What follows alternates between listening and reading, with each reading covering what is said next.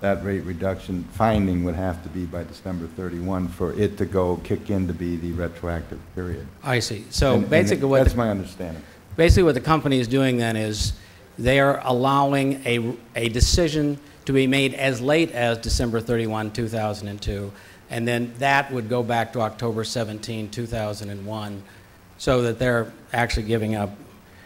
That's some significant, I think that's pretty significant. Now, here's one of the issues that I have with this, and that is in January 1996, the Alliance filed a set of changes to the service and procedures docket of the City of New Orleans, basically giving people different rights, considering turn-off policies, disconnections, these kind of things. Now, we know that there is going to be a Bill of Rights passed probably later this month, maybe the 21st, that all this is, I think, has been worked out.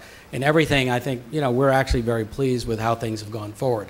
The only thing that is outstanding at this point is we were challenging the 5% late payment fee that the company charges when you are late in filing, 5%.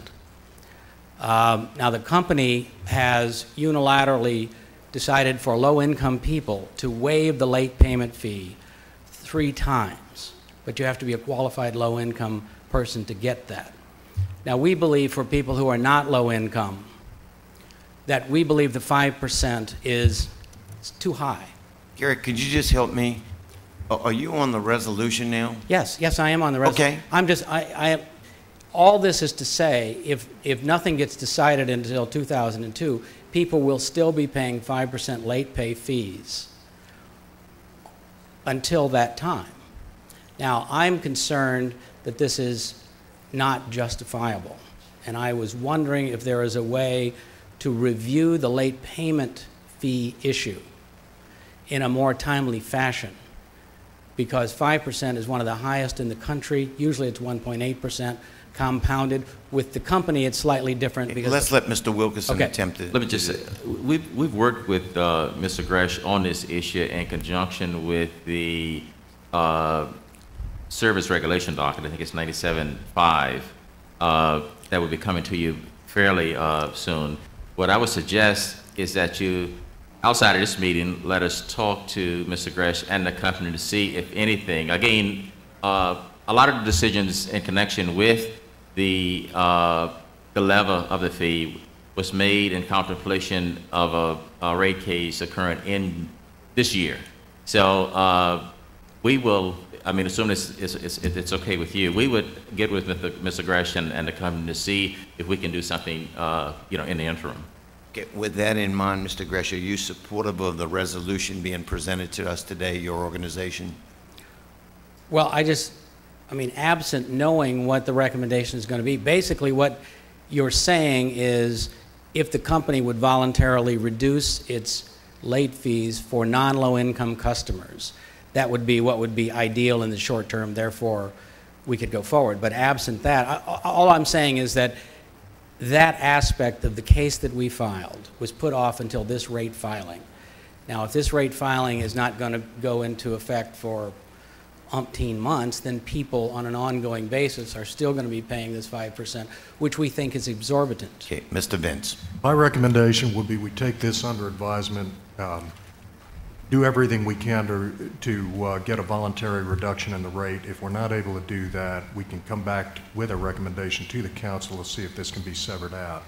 To examine this issue facially based on what has just been stated, it makes sense that we would try to get a reduction. Okay. And we will push hard on that. The overwhelming point, though, is that the importance of this resolution is there will be a very significant savings for ratepayers if we accept the one-year deferral and there's no downside for ratepayers. Yes, Mr. Gresh has publicly acknowledged that part. Okay. Yeah. Okay, well, good. Is there a motion by any member of the council? So moved. Yeah. I mean, that, of course, is absent, you know, any changes, we have a problem with the rate of return and all that kind of stuff, but even putting that aside, yes, that's... All right, there's been a motion and the chair is seconded. Well, discussion. Go right ahead, I Councilman. thought we had an outstanding issue with Mr. Beatman. Oh, you're absolutely right. I Sewage think and Water Board and NOBEC. To speak on this? You're welcome to. That's okay. We don't need the card. We know who you are, Mr. Gresh. Well, my name's Gary Gresh, and I'm Executive Director of the Alliance for Affordable Energy, and I thank Councilman Guzman and all the council members for being sensitive on these two major issues on this deferral issue. Obviously, Entergy has deferred their rate increase. That's fine. They can defer it till Panama City freezes over. But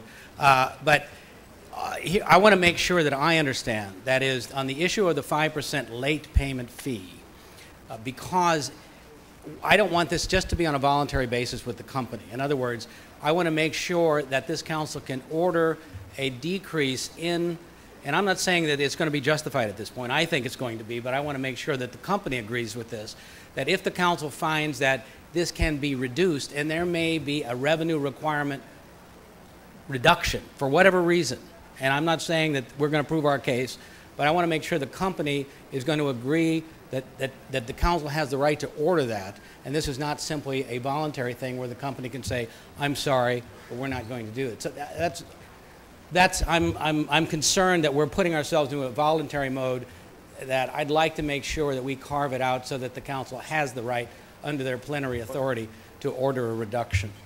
Maybe Mr. West can talk about that. Jeff?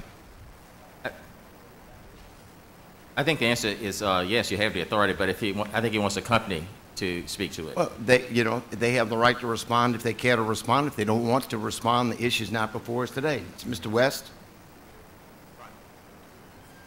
The question is, if we take up the issue of the 5% reduction, and the company is, I want to make sure that you are in agreement that the council has the authority to order a reduction, regardless of the fact we may not be able to prove our case, but I want to make sure that this is not simply a voluntary mode, that in fact the company will not come back and say, look, these rates aren't going to be looked at until the end of 2002. But anyway, that you understand that the council has the authority to order a reduction in the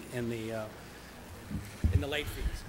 The company has no confusion about the council's authority to order us and to regulate us for purposes of rate. So I guess to the extent he needs an answer to the question, it's not really an issue for us. So Okay. we'll address this in the context of the docket as we have before, and we'll leave it at that. Okay. There's been a motion and a second for approval of Resolution R01396. Vote your machines, please.